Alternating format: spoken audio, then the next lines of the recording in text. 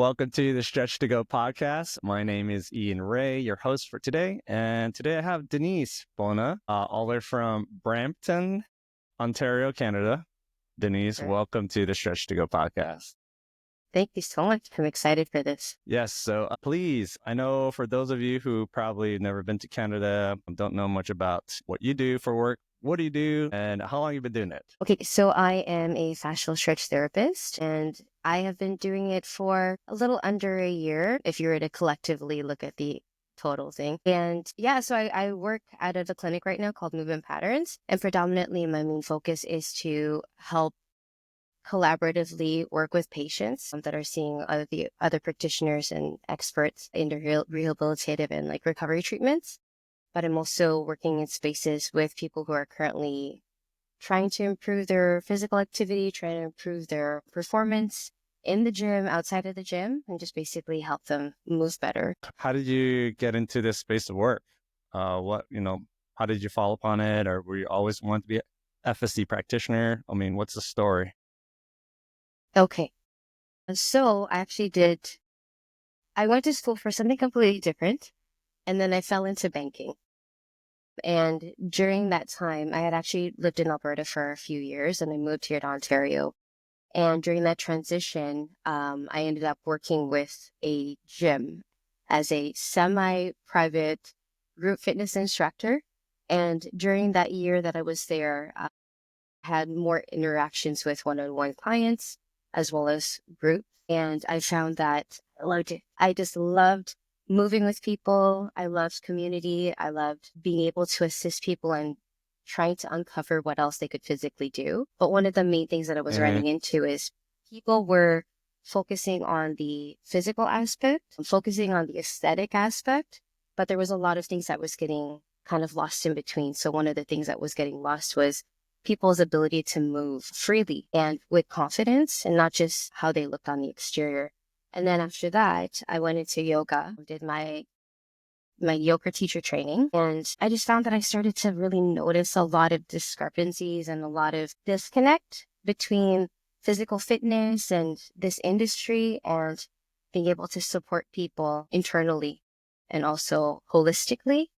So I just found like, I really want to go into this, but I also want to be able to kind of work with people to not only feel better about themselves, but to just, I don't know, just be excited about movement altogether and not just have it be only mainly for the aesthetic purpose. And so I called my friend. She was a chiropractor. She is a chiropractor. And she said, you know what, you should try stretching, stretch to win before you go into RMT.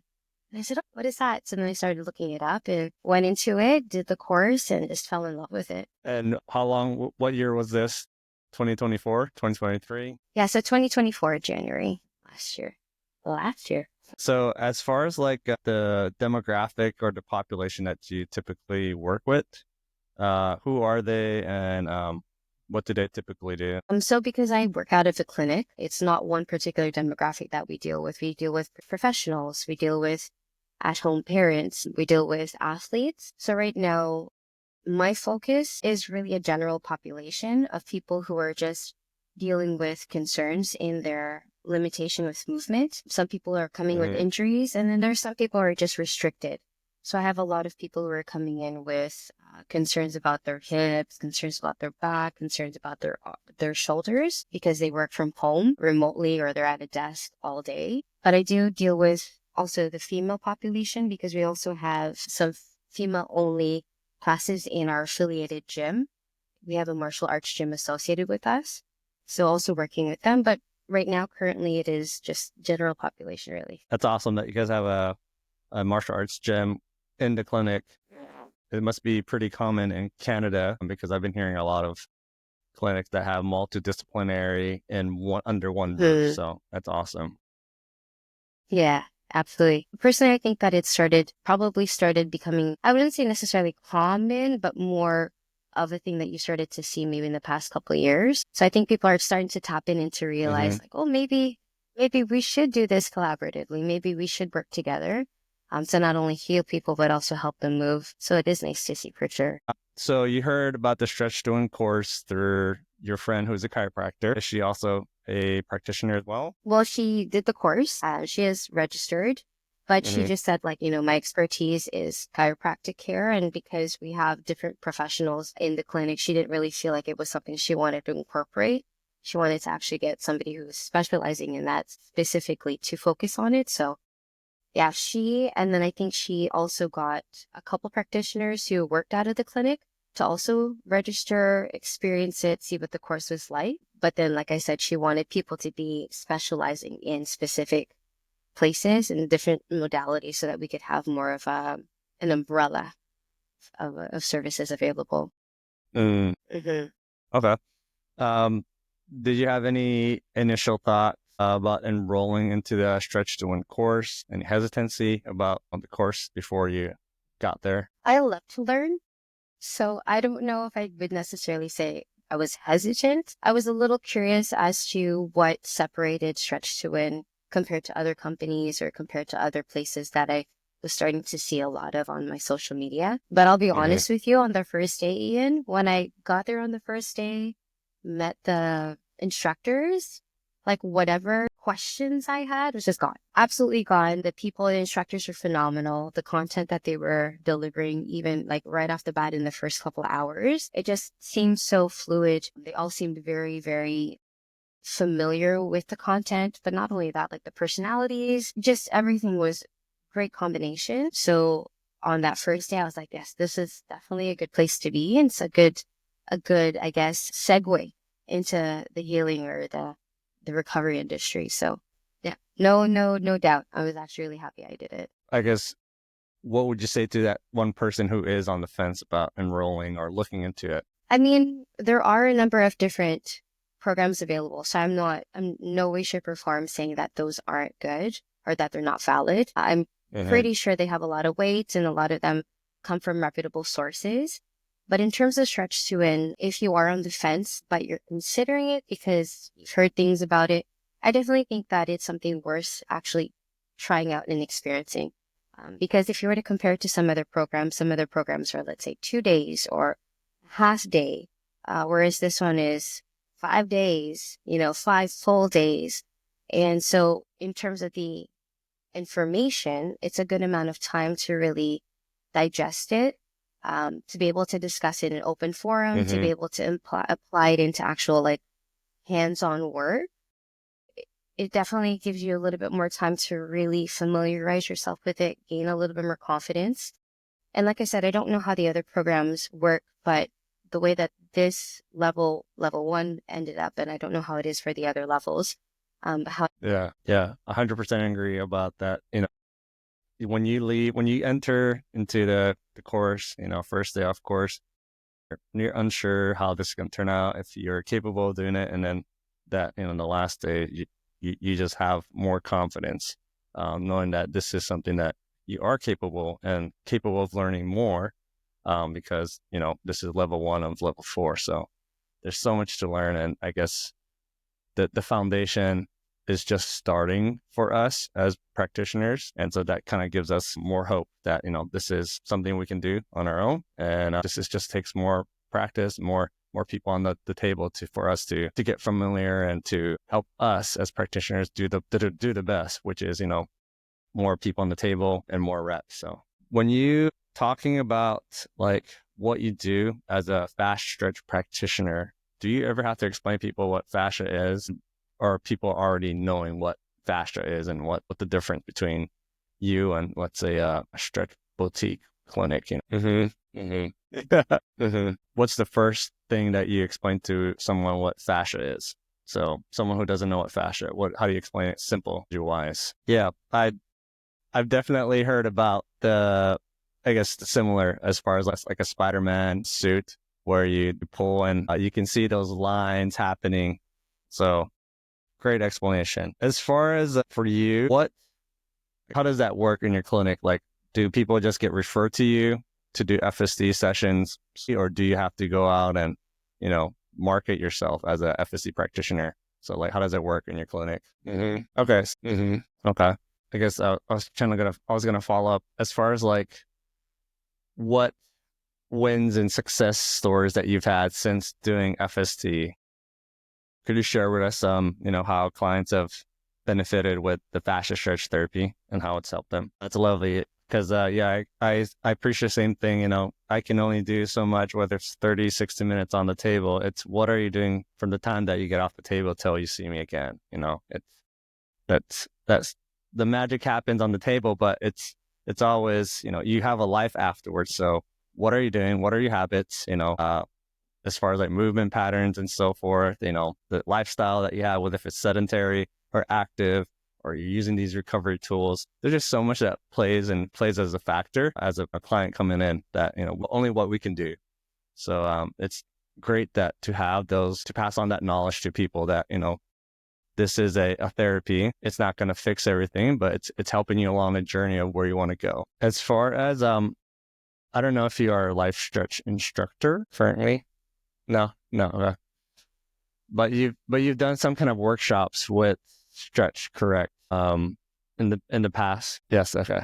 How I guess what? Yeah. How do you structure it, and like how do you kind of like promote it to people as far as this stretch class? So did you come up with this idea, or is this something that the clinic is like, hey Denise, let's come up with this type of movement workshop or class, or is this something that kind of you brought it to them and say, hey, I'd love to offer this to the clientele there?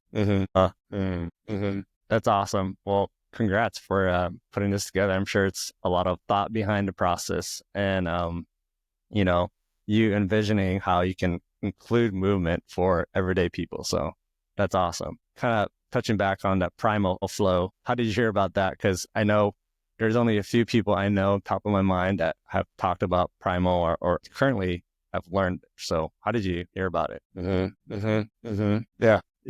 It's awesome to have, movement as play, especially as you get older. I feel like people tend to forget that play is it's a natural thing, us as humans. We become older, and then that's the last thing that we think of is how our body should be moving fluidly and different positions. Like I said, I had a podcast earlier today, and we're talking about how the way that most people train now is more of a 2D, very single planar, a plane rather than a 3-dimensional. Your body's meant to move and torque, bend. It's just the times that a lot of people, and probably you can attest, is that lower back pain or, sciatica, tight hamstrings, hips that are very rigid, aren't mobile.